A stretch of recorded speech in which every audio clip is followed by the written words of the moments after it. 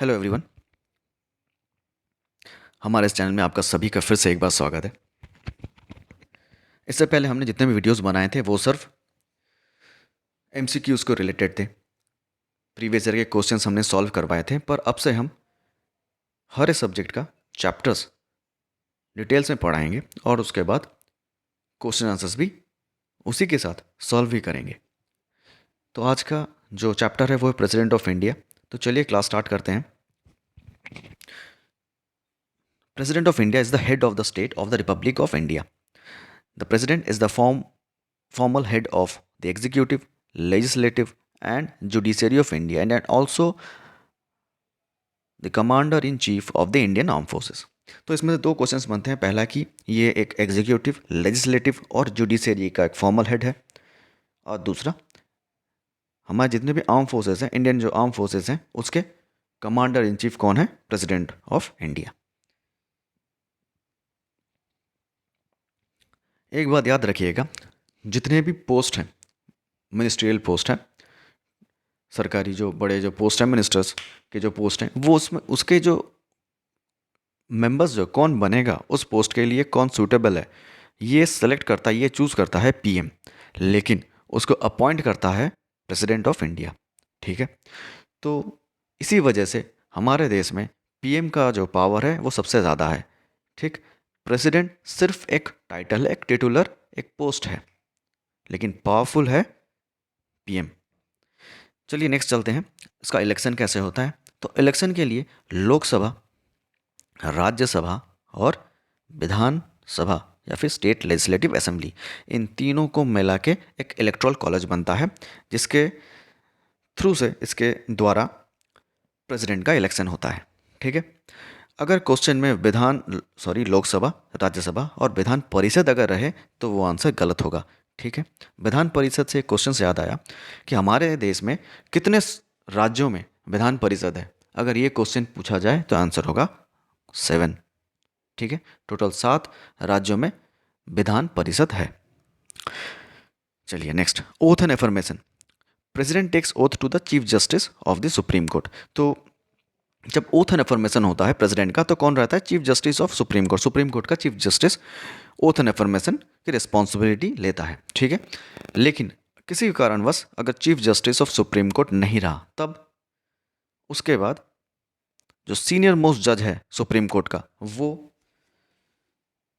President का oath and affirmation की responsibility लेगा।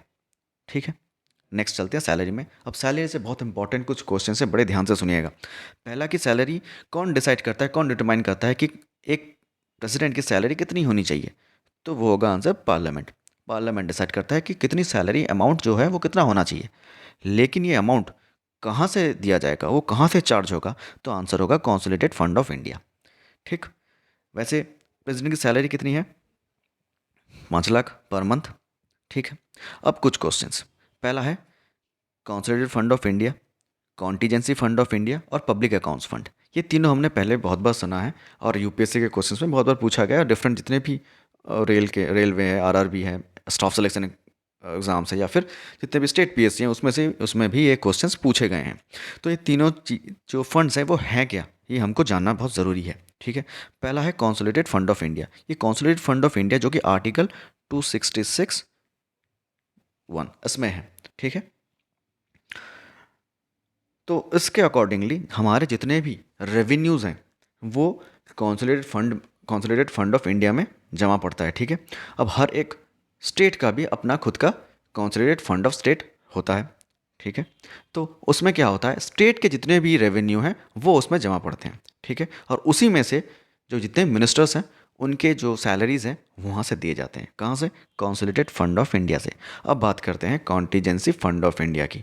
Contingency fund of India article 267(1) में है। कॉन्टीजेंसी फंड ऑफ इंडिया और कॉन्सोलिडेटेड फंड ऑफ इंडिया में डिफरेंस क्या है?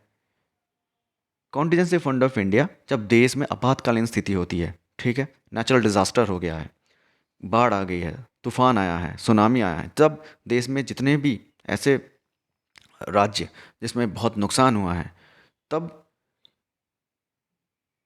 कॉन्टीजेंसी फंड ऑफ इंडिया से वो पैसा डोनेट किया जाता है उस स्टेट को। ठीक है, तो कौन देता है वो पैसा?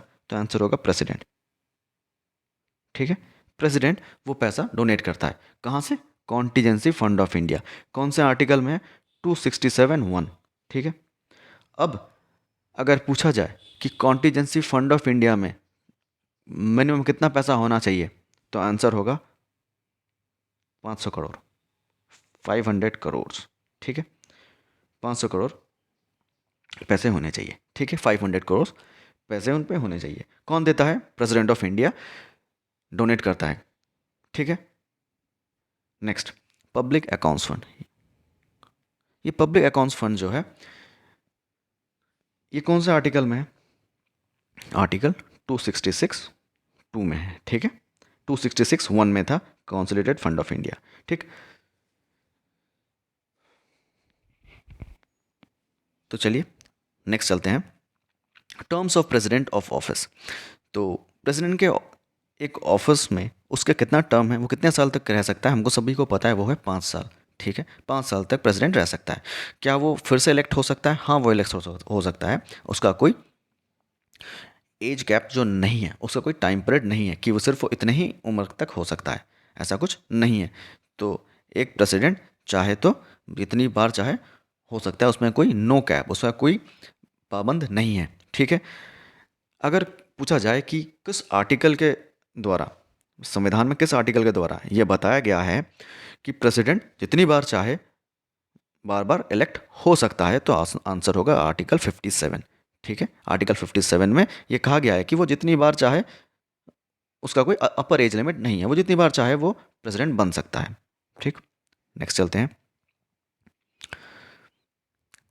एक और इम्पॉर्टेंट क्वेश्चन है कि वैसे तो 5 साल होते हैं, लेकिन अगर देश में आपातकालीन स्थिति है, ठीक है, नेशनल इमरजेंसी पड़ गया है, ठीक, तब उस प्रेसिडेंट का 5+1 मतलब 6 साल हो जाता है। ठीक है, अगर जब आपातकालीन स्थिति में या फिर नेशनल इमरजेंसी हो चुकी है, तब प्रेसिडेंट का जो टाइम पीरियड है, जो टर्म है, वो 6 ईयर्स हो जाता है।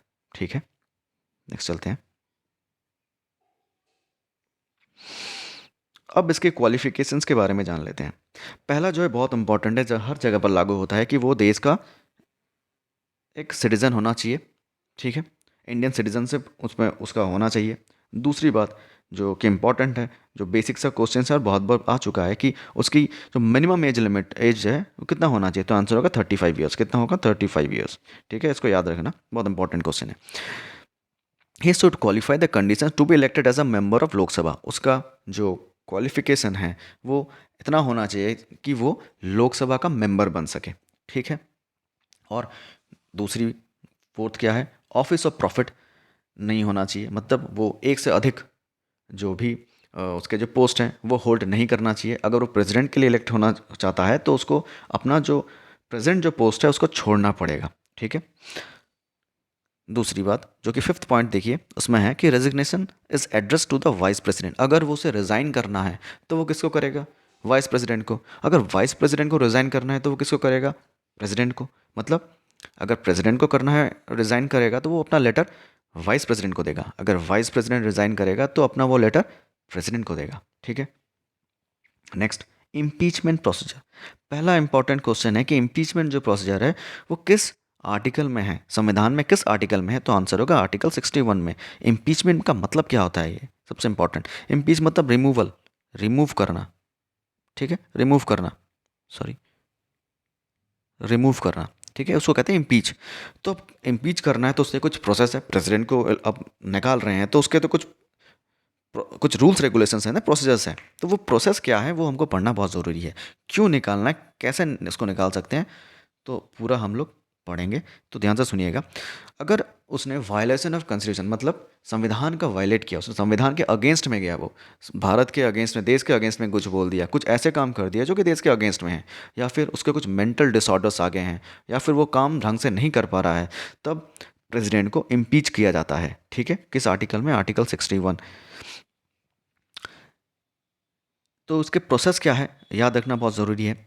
जब इम्पीच किया जाता है तो लोकसभा में उसको जो इम्पीचमेंट जो प्रोसेस है वो इनिशिएट किया जाता है। ठीक है, इम्पीचमेंट जो प्रोसेस है वो लोकसभा में इनिशिएट किया जाता है। लेकिन राज्यसभा चाहे तो वो भी इम्पीच कर सकता है, लेकिन उसके लिए उसको जितने भी उसके प्रूफ हैं उसको लोकसभा में रेफ़र करना पड़ेगा। फिर लोकसभा उसको वेरीफाई करेगी, उसके बाद प्रोसेस स्टार्ट होगा। ठीक है, तो मतलब लोकसभा प्लस राज्यसभा दोनों में ही हो सकता है। ठीक है, लेकिन अगर पूछा जाए कितने, तो उसमें टू थर्ड, एक मेजोरिटी में, दोनों हाउसेस के टू थर्ड मेजोरिटी में जब ये बिल पास हो जाता है कि जो प्रेसिडेंट है उसको इम्पीच किया जाएगा, उसको रिमूव किया जाएगा, तब प्रेसिडेंट को हटना पड़ेगा। लेकिन उसके लिए भी एक रूल्स है। आप हटा तो सकते हैं, लेकिन उसके लिए आपको 14 डेज, 14 दिन का एक प्रायर नोटिस दिया जाना ज़रूरी है। प्रेसिडेंट को आपको 14 दिन का एक नोटिस देना पड़ेगा, उसके बाद इम्पीच किया जाता है। ठीक है, तो याद रखिएगा इसमें से, तो वायलेशन के जो रूल्स हैं उनको याद रखिएगा, उसका आर्टिकल याद रखिएगा। ठीक है, चलिए ओके नेक्स्ट।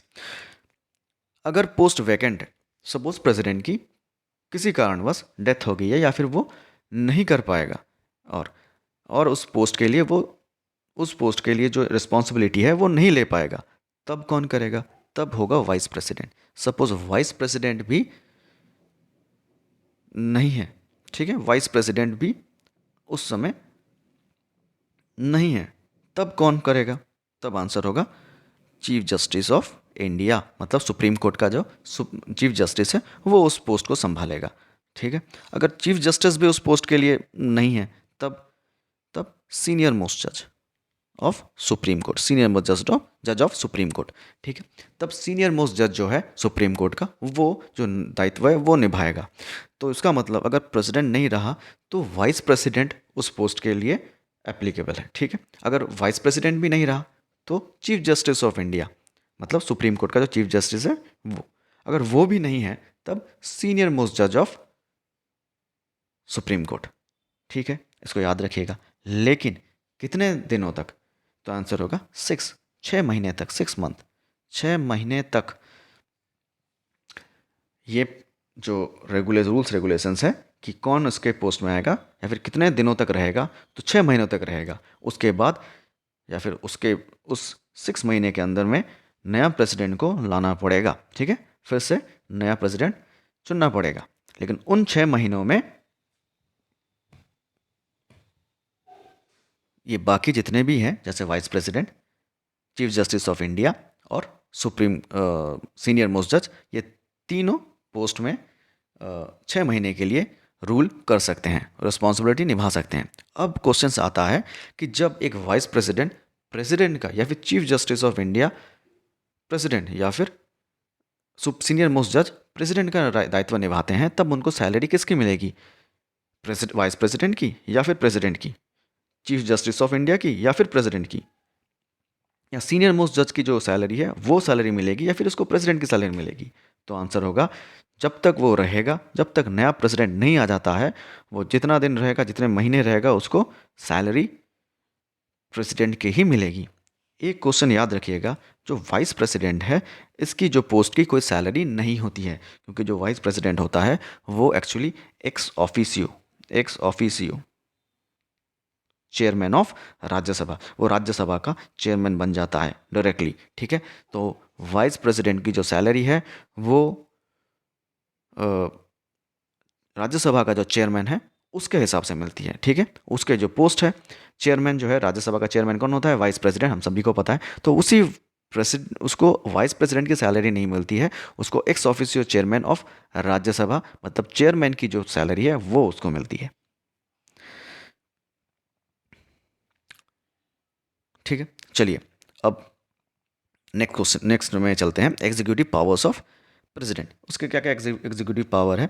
तो attorney general, controller and auditor general, finance ministers, commissions जितने भी हैं, है ना, chairman of UPSC, state governors, ठीक, या फिर जो नेशनल कमीशंस हैं, शेड्यूल कास्ट, शेड्यूल ट्राइब्स है, अदर बैकवर्ड क्लासेस हैं, इनका जो निर्वाचन है, इनका जो अपॉइंटमेंट है, ये कौन करता है?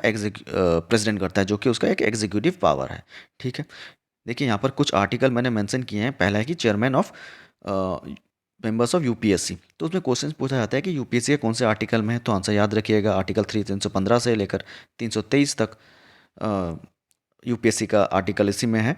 और कौन से पार्ट में पूछा जाए तो पार्ट 14 पार्ट में है, ठीक है, पार्ट 14 में ये इंक्लूडेड है। तो यूपीएससी के ऐसे आर्टिकल्स और पार्ट पूछे जाते हैं, बहुत क्वेश्चंस में पूछे गए हैं, इनको याद रखिएगा। अच्छा, दूसरा, शेड्यूल कास्ट, शेड्यूल ट्राइब्स और अदर बैकवर्ड क्लासेस के जितने भी कमेटी है ना, उनके लिए भी ये रिस्पॉन्सिबल है। कौन रिस्पॉन्सिबल है? प्रेसिडेंट। याद रखिएगा कि 102 में जो बना था आर्टिकल, कौन सा था? NCPC, national commission for backward classes. ये जो बना था वो कि किसके सहमति से बना था? प्रेसिडेंट ऑफ इंडिया से, ठीक है। सॉरी, आर्टिकल या अमेंडमेंट होगा, अमेंडमेंट 102 और अमेंडमेंट 103 में क्या हुआ था? ईडब्ल्यूएस है ना, ईडब्ल्यूएस, इकोनॉमिकली वीकर सेक्शन, जिसको 10% जनरल कैटेगरी के ऊपर 10% जो रिजर्वेशन दिया गया था, वो कौन करता है ये सब काम? प्रेसिडेंट। ये एग्जीक्यूटिव पावर्स है प्रेसिडेंट के, ठीक है। दूसरा है, ही अपॉइंट्स इंटर स्टेट काउंसिल। अगर कोई भी इंटर स्टेट काउंसिल अगर दोनों स्टेट के बीच में या फिर दो से ज़्यादा स्टेट के बीच में होता है, तब वो कौन कॉल करता है, कौन अपॉइंट करता है? वो है प्रेसिडेंट अपॉइंट करता है इंटर स्टेट काउंसिल के, ठीक है। लेकिन उसका जो हेड कौन होता है, इंटर स्टेट काउंसिल का हेड कौन होता है, अगर क्वेश्चन पूछा जाए तो आंसर होगा पीएम, ठीक है।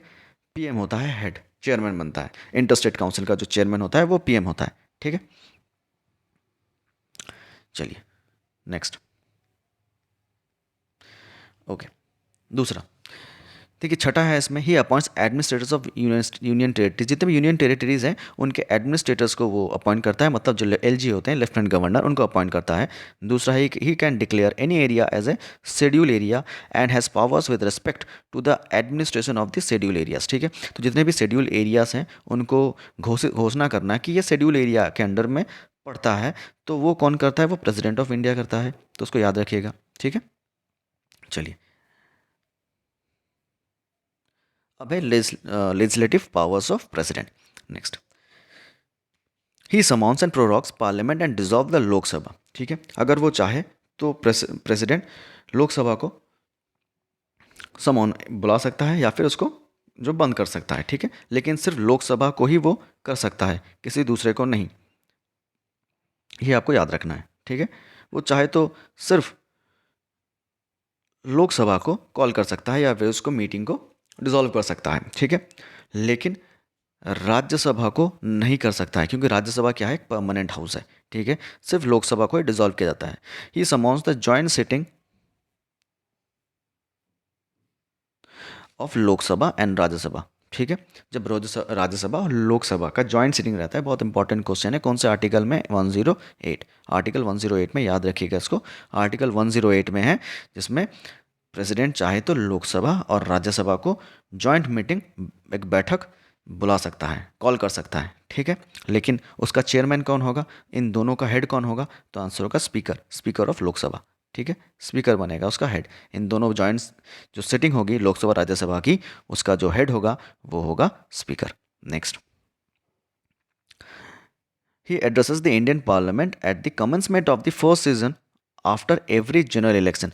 पहला जब जनरल इलेक्शन होगा उसके बाद जो पहला सीजन है उसको एड्रेस करेगा प्रेसिडेंट, ठीक है। पार्लियामेंट को एड्रेस करता है प्रेसिडेंट, ठीक।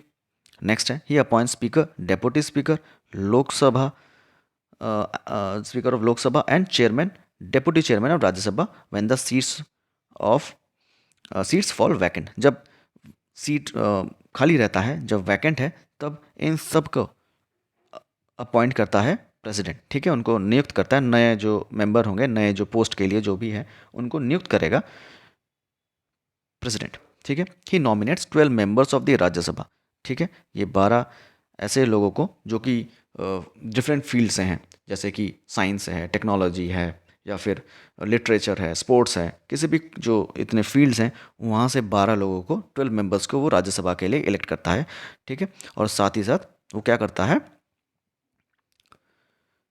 2 मेंबर्स को जो कि एंग्लो इंडियन से है, लोकसभा में वो नॉमिनेट कर सकता है, ठीक है। ये प्रेसिडेंट की लेजिस्लेटिव पावर है। वो 2 मेंबर्स को लोकसभा जो कि एंग्लो इंडियन के जो फील्ड से हैं, कम्युनिटी से हैं, वहाँ से नॉमिनेट कर सकता है, और 12 जो मेंबर्स हैं वो राज्यसभा, जो कि लिटरेचर, साइंस और सोशल सर्विस इन फील्ड में से है। ठीक है, याद रखिएगा। He can nominate 2 members of the Lok Sabha, ही मैंने बताया था, from the Anglo Indian community. Next, okay, ठीक। अब एक और बात याद रखिएगा इसमें से कि जितने भी बिल हैं, जितने भी बिल्स हैं, वो एक उसको जब लोकसभा और राज्यसभा में जब पास किया जाता है तो उसका सिग्नेचर किसकी ज़रूरत पड़ती है, किसके सिग्नेचर ज़रूरत पड़ती है, तो आंसर होगा प्रेसिडेंट की।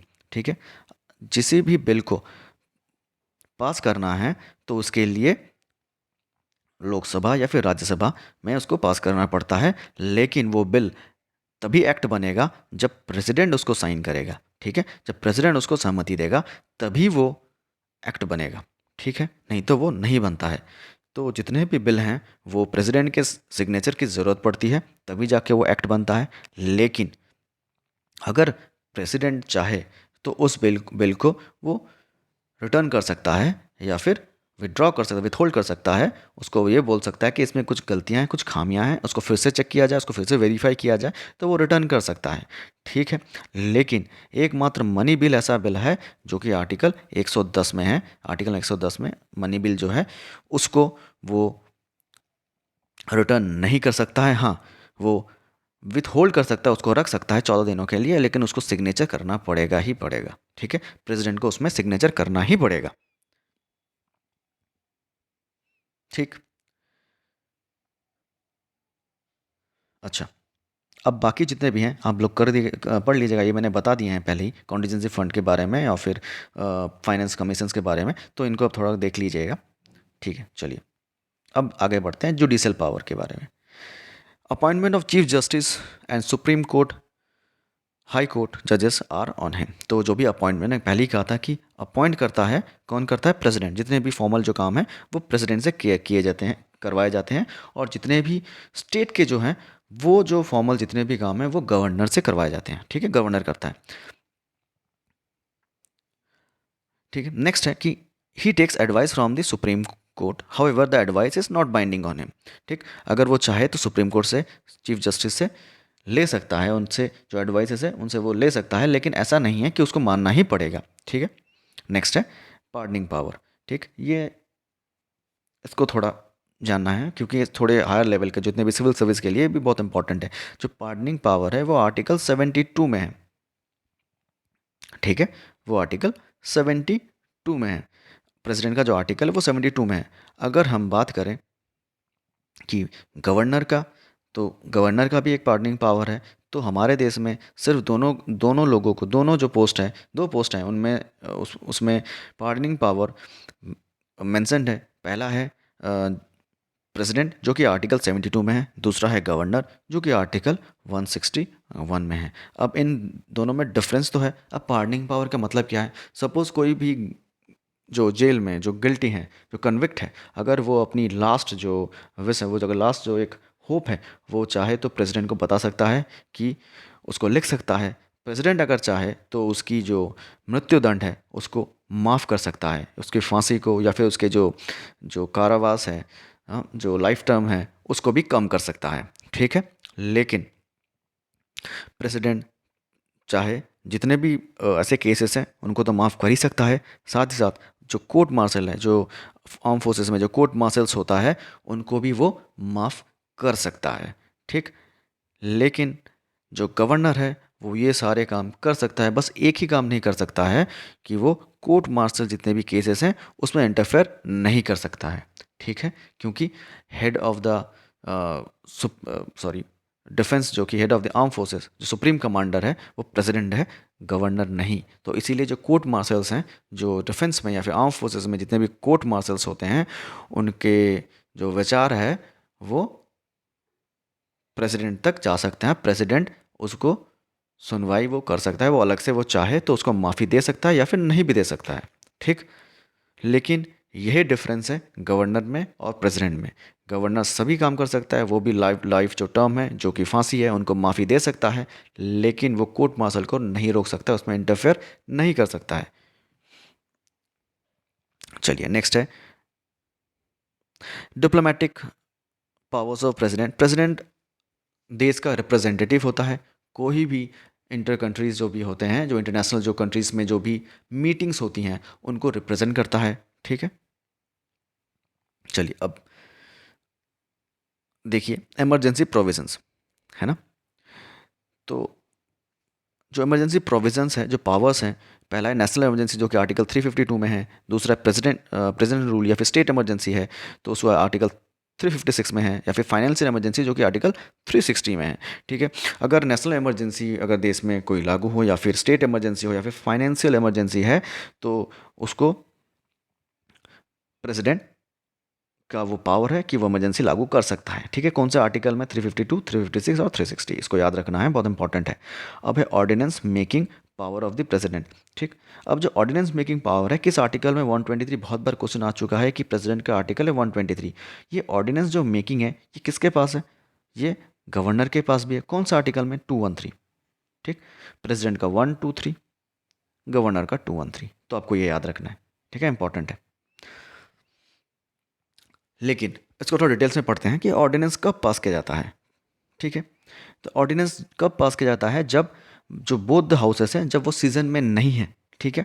जब सीजन में नहीं है या फिर कोई एक है, तभी ये जो ऑर्डिनेंस है वो पास किया जा सकता है। जब बहुत इंपॉर्टेंट कोई ज़रूरी कोई काम है, जब प्रेसिडेंट कॉल करता है, तब वो ordinance through his power, ordinance making power article 123 के अकॉर्डिंगली वो जो बिल है वो पास कर देता है, ठीक है। कब होता है? जब दोनों हाउसेस पार्लियामेंट में नहीं है, जो सीजन में नहीं है, या फिर कोई एक नहीं है, ठीक है, तब वो पास करेगा। लेकिन वो जो ऑर्डिनेंस जो जो पावर है जो अप्रूव हुआ है, सॉरी जो पास हुआ है, उसको अप्रूव कौन करेगा? वो पार्लियामेंट करेगा, ठीक है। कितने? 6 वीक, ठीक है। 6 वीक्स के अंदर ही उसको करना पड़ेगा, मैक्सिमम 6 मंथ्स और मिनिमम 6 वीक्स के अंदर ही उसको ये बिल पास करना होता है, ठीक है। अब इम्पॉर्टेंट है कि वो ऑर्डिनेंस जो बिल जो उसने पास किया है वो अकेला कर सकता है? नहीं, वो किसके एडवाइस लेके करेगा? वो है पीएम के एडवाइस लेके करेगा, ठीक है। काउंसिल ऑफ मिनिस्टर्स और पीएम के जो उससे एडवाइस लेगा, तब जाके वो ऑर्डिनेंस जो है वो पावर जो अपना है वो अप्लाई कर सकता है, ठीक है। इसको याद रखना है, इंपॉर्टेंट है। अब है दूसरा डिस्क्रेशनरी पावर, ठीक है। अब ये डिस्क्रेशनरी पावर क्या है? जब इलेक्शन के बाद सपोज कोई ऐसी पार्टी है जिसमें जो जीत चुकी है, लेकिन उसका हेड कौन होगा वो किसी को नहीं पता, ठीक। तब प्रेसिडेंट क्या करेगा? अपने डिस्क्रिशनरी पावर अप्लाई करके किसी भी एक को वो उसी पार्टी में से चूज कर लेगा, ठीक है। ये होता है डिस्क्रिशनरी पावर। जब क्लियर मेजोरिटी नहीं मिल पाती है, ठीक है, लोकसभा में जब नहीं मिल पा रही है, तब प्रेसिडेंट क्या करता है? तब उस अपना डिस्क्रिशनरी पावर अप्लाई करके अपना ये मेजोरिटी में वो सेलेक्ट कर सकता है, इलेक्ट कर सकता है, ठीक है, कि कौन बनेगा पीएम। सपोज पीएम की डेथ हो गई है, ठीक है, तब वो क्या करेगा? तब उस वक्त अपना इस डिस्क्रिशनरी पावर यूज़ करके वो नया पीएम चुन सकता है, ठीक है। तो ये होता है डिस्क्रिशनरी पावर। अब है वीटो पावर। अब वीटो पावर क्या होता है? वीटो पावर किस देश से आया है ये बहुत इंपॉर्टेंट है, तो आंसर होगा यूएस से। यूएसए से ये लिया गया है वीटो पावर। तो वीटो पावर क्या होता है? ये कि 100 आर्टिकल 111 में आर्टिकल में है वीटो पावर। तो वीटो पावर में से क्या होता है कि प्रेसिडेंट कोई भी बिल, जो मैंने पहले बताया था, अगर किसी बिल को वो अप्रूव कर सकता है या फिर रिटर्न कर सकता है, बस मनी बिल को वो रिजेक्ट नहीं कर सकता है, ठीक है। वो चाहे तो किसी भी बिल को रिजेक्ट कर सकता है या फिर रिटर्न कर सकता है या विथहोल्ड कर सकता है, मतलब रख सकता है, ठीक है। लेकिन वो मनी बिल को वो रिटर्न नहीं कर सकता है। उसको उसको विद इन 14 डेज के लिए वो रख सकता है, लेकिन 14 डेज के अंदर ही उसको साइन करना पड़ेगा। तो ये जो पावर है इसे वीटो पावर कहते हैं। क्या कहते हैं? वीटो पावर, ठीक है। अब कुछ क्वेश्चंस है। अगर जब प्रेसिडेंट का इलेक्शन होता है, तब उसको 15,000 रुपये 15,000 रुपीज़ उसको as a reserve, as a security deposit देना पड़ता है। ठीक है, एज अ सिक्योरिटी डिपॉजिट उसको देना पड़ता है। दूसरी बात, जब किसी भी जो भी मेंबर है या फिर कोई भी इंसान, जो भी कोई भी पर्सन उसको इलेक्ट करना है, तो उसके लिए 50 प्रपोजल्स लगते हैं और इन 50 प्रपोजल को सपोर्ट करने के लिए 50 सेकेंडर्स लगते हैं। ठीक है, कोई एक व्यक्ति है, उसको सपोज इसको हमको प्रेसिडेंट चुनना है, तो उसके लिए 50 जो हैं लोग जो हैं, उसके लिए 50 लोग क्या करते हैं, उसको इलेक्ट करते हैं। ठीक है, वो प्रपोजल्स होते हैं कि यही चाहिए हमको, यही बनेगा प्रेसिडेंट। लेकिन इन 50 को सपोर्ट करने करने के लिए और 50 लोगों की हेल्प लगती है और 50 लोगों की हेल्प लगती है, जो कि इन 50 लोगों को सपोर्ट करती है, तो इन्हें सेकेंडर्स कहते हैं। ठीक है, तो ऐसे कई सारे क्वेश्चंस हैं जो कि मैंने इसी वीडियो में बहुत सारे क्वेश्चंस मैंने सॉल्व कर दिए हैं। ठीक है, आप इसको अच्छे से पढ़िएगा, जितने भी क्वेश्चन हैं आप इसको अच्छे से दीजिए, करिएगा। जिसको समझ में नहीं आया मुझे ज़रूर बताइएगा कमेंट सेक्शन में कि क्या समझ में नहीं आया, फिर अगर मैंने कुछ गलत बोल दिया हो तो प्लीज़ ज़रूर मुझको वो बताइएगा। जितने भी क्वेश्चन हैं मैंने कोशिश की है कि इसी वीडियो में मैंने सॉल्व कर दिया है। अगर कोई भी दिक्कत हो या फिर कोई भी प्रॉब्लम हो या फिर कुछ अलग कुछ जानना चाहते हैं तो ज़रूर मुझको बताइएगा, और कुछ क्वेश्चंस या फिर आपको कुछ और राय हैं, आपकी एडवाइजेज़ हैं, तो ज़रूर आपके लिए हमारे लिए मोस्ट वेलकम। आप सभी के लिए कि आप आइए, हमको बताइए आप क्या करना चाहते हैं, कैसे पढ़ना चाहते हैं, किस तरीके से और किस मेथड से आप करना चाहते हैं। हम वही मेथड कोशिश करेंगे कि उसको अप्लाई करने के लिए। फ़िलहाल प्रेसिडेंट ऑफ इंडिया का बहुत बड़ा एक चैप्टर, वैसे चैप्टर तो बहुत छोटा है, लेकिन उसको अगर डिटेल्स में समझा जाए, क्योंकि आप समझ ही रहे हैं कि जो नया हालात है, देश में जो हालात आ रहे हैं, तो उसके चलते क्वेश्चंस पेपर्स भी पहले जैसे नहीं रहे हैं। 2013 में तो शायद सीजीएल का जो कट ऑफ था टायर 1 का, तो 97 पॉइंट कुछ था। ठीक है, अब देखिए सीएचएसएल का जो कट ऑफ है वो करीब 127 मिनिमम, तो इतने हाई हो गए हैं। तो क्वेश्चंस के पैटर्न्स भी चेंज हो गए हैं, तो इसीलिए हमको ऐसे क्वेश्चंस पढ़ने बहुत ज़रूरी हैं। ठीक है, तो इसीलिए सबसे ये रिक्वेस्ट है कि आप लोग इसको अच्छे से पढ़िए। ठीक है, और इस चैप्टर को अच्छे से देखिए, इस वीडियो को अच्छे से देखिए। जहाँ समझ में नहीं आए हमें कमेंट सेक्शन में ज़रूर बताइएगा, और ऐसे ही सपोर्ट करते रहिए। पूरे वीडियो को पूरे एंड तक देखिए। जहाँ समझ नहीं आए, जहाँ कुछ ना आए, तो डायरेक्टली मेरा फ़ोन नंबर भी है, तो उसमें डायरेक्टली फ़ोन कर सकते हैं, बात कर सकते हैं। तो आज के लिए इतना ही। फिर से हम नए चैप्टर्स, नए एक एमसीक्यूज़ और नए कुछ इनोवेटिव कुछ ऐसी तरह से हम लोग सिखवाएंगे, फिर पढ़ाएंगे। नए चैप्टर के साथ फिर हाजिर हो जाएंगे। अब तब तक के लिए थैंक यू।